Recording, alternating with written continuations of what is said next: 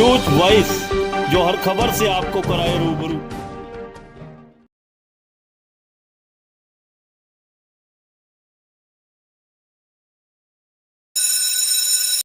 क्या नाम है आपका?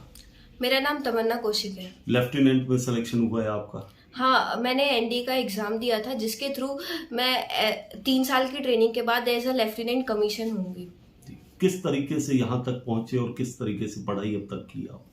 सबसे पहले तो 2 साल पहले जब मैं 11th में जस्ट एंटर हुई थी, at the time supreme court was not allowing girls to sit in NDA exam, but after like I was in 11th end, then Supreme Court give the information that girls are allowed to sit in NDA exam. So I think it's a very big opportunity, because after 12th you will only get 3 years training, and just after it you will get commission as a lieutenant, which is a very reputed post in our region. बेटा, एक तो आप हिंदी में बताइए, क्योंकि जो दर्शक है वो सभी इंग्लिश नहीं समझ पाते। दूसरी बात ये है कि आप एक लड़की हैं, अभी जिस तरह बोलते हैं कि हमारी लड़कियां अब बहुत आगे निकल रही है, तो अभी तक देखा था मोस्टली एनडीए में लड़के ज़्यादा जाते थे। तो अभी आपको क्या लगता है एनडीए में जाने से कि आप एक लड़की होगी, एक लेफ्टिनेंट बनेंगी, तो किस तरह का आप फील कर रहे हैं, किस तरह महसूस कर रहे हैं? डिफेंस सर्विस में जाना हमारे यहाँ समझते थे कि सिर्फ लड़के ही जा सकते हैं। लड़कियों के लिए इसको ये समझा जाता था कि लड़कियां फिजिकली वीक होती है, वो कमज़ोर होती है। पर सुप्रीम कोर्ट ने इक्वालिटी, जेंडर इक्वालिटी के ऊपर कहा कि नहीं, हमें गर्ल्स को भी मौका देना चाहिए, वो भी उसी। और एनडीए में दोनों की बराबर ट्रेनिंग होगी। फिजिकल जो टफनेस है, जो मेंटली टफनेस है, सब कुछ, हर चीज़ बराबर है, लड़कों की और लड़कियों की सारी चीज़ बराबर है। तो ये एनडीए एक तरीके से ये प्लेटफॉर्म है जहाँ पे सुप्रीम कोर्ट ये दिखाना चाहती है कि लड़कियां भी लड़कों से कम नहीं है। हरियाणा में जैसे कहते हैं हमारी छोरियां के छोरों से कम है, तो मेरे रीजन में यहाँ पे कोई डिफेंस सर्विसेज में ऐसी कोई लड़की एनडीए के थ्रू कोई भी नहीं थी। तो ये एनडीए एग्जाम आने के बाद जब मैंने थोड़ा थोड़ा पढ़ना डेली बेसिस पे स्टार्ट किया। डेली मैंने 6 से 8 घंटे तक लगातार पढ़ाई की, कंसिस्टेंसी के साथ। जितनी देर पढ़ती थी मन लगा के पढ़ती थी। साथ साथ स्कूल का भी, स्कूल में जो पढ़ाया जाता उसको आके पढ़ती थी, रिवाइज करती थी, अपने टीचर से अपने डाउट क्लियर करती थी।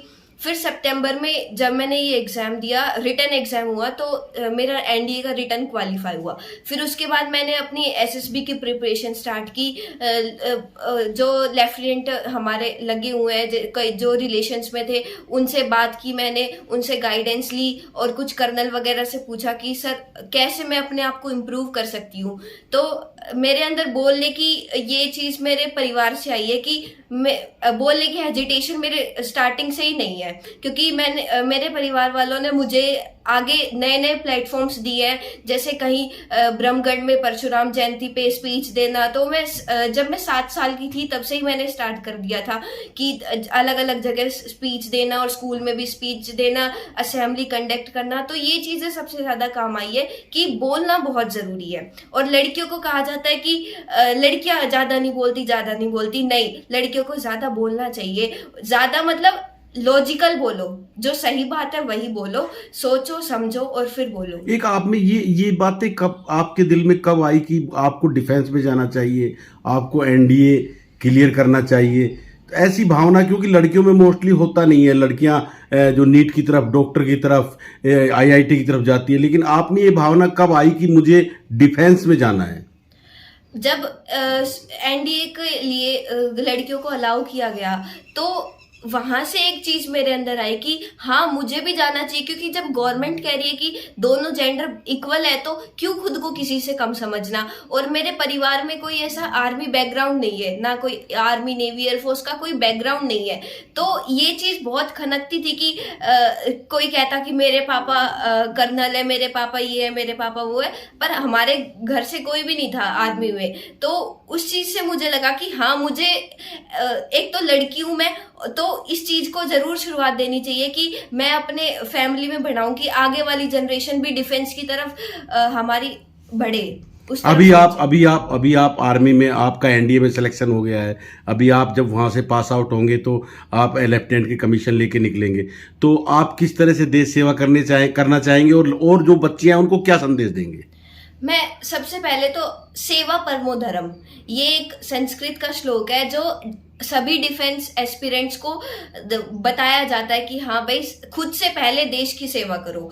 और सबसे अच्छी सेवा है ये कि आप अपने से पहले अपने देश को रख रहे हो, तो मातृभूमि के लिए कुछ करना सबसे जरूरी है हमारे लिए। तो बाकी जो डिफेंस के बच्चे जो तैयारी कर रहे हैं उनको मैं यही संदेश देना चाहूंगी कि सबसे पहले तो हर चीज को ये मत सोचो कि इसमें कमी क्या है, उस चीज में ये सोचो कि हम इसको अच्छा कैसे कर सकते हैं। कमी मत ढूंढो कभी भी किसी चीज में, हर चीज को अप्रिशिएट करना सीखो। मतलब हाँ ये चीज ऐसे है, अगर हम और जितना है हमारे पास वो बहुत है हमारे पास। क्योंकि अगर तुम ये सोचोगे कि हमारे पास वो नहीं है, उस बच्चे के पास तो वो है, उसके पेरेंट्स उसको वो दे रहे हैं, एसी में बैठ के पढ़ रहा है वो, उसके पास वो फैसिलिटीज है, तो कभी भी ये मत सोचो। क्योंकि जो तुम खुद से कर सकते हो तो वो मतलब किसी के भी उसमें वो नहीं है कि तुम खुद पे विश्वास रखोगे तो तुम कुछ भी कर सकते हो। तो जरूरी नहीं है कि तुम्हें सारी फैसिलिटीज हो तभी तुम पढ़ पाओगे। किताबें हैं तो तुम कुछ भी कर सकते हो। किताबों को अपना सबसे अच्छा दोस्त बनाओ और बोलना सीखो खुद की पर्सनैलिटी में कि अपने विचार कैसे दूसरों के सामने रखने हैं विद लॉजिक। कि वहां पे ये 5 दिन के इंटरव्यू में ये सारी चीजें आपकी देखी जाती है कि आपका प्रेजेंस ऑफ माइंड कितना है, कॉन्फिडेंस कितना है बोलने में। और ये चीजें तभी आती है तब आप प्रैक्टिस करते हो अपने। जैसे मैंने अपनी मम्मी पापा के सामने जैसे कोई भी चीज कहीं रिप्रेजेंट करनी है तो मैं उनके सामने पहले एक बार रिप्रेजेंट करती कि पापा मम्मी सुनो, चाहे बेशक उनको समझ में ना आए इंग्लिश में, अगर फुल इंग्लिश है तो मान लो समझ भी ना आए, पर फिर भी उनको ऐसे मतलब एज अ प्रैक्टिस हम करते थे ताकि मेरी जो फ्लुएंसी थी, पढ़ने की जो फ्लुएंसी थी, बोलने की फ्लुएंसी थी, उसमें कॉन्फिडेंस आए। तो उस चीज को लेके करो कि मिरर के सामने प्रैक्टिस करो। और सबसे अच्छी बात है बुक्स को अपना बेस्ट फ्रेंड बनाओ। बुक्स के अलावा कोई, पढ़ाई के अलावा कोई ऐसी चीज नहीं है जो आपके साथ लाइफ टाइम रहेगी। तो पढ़ाई सबसे जरूरी है।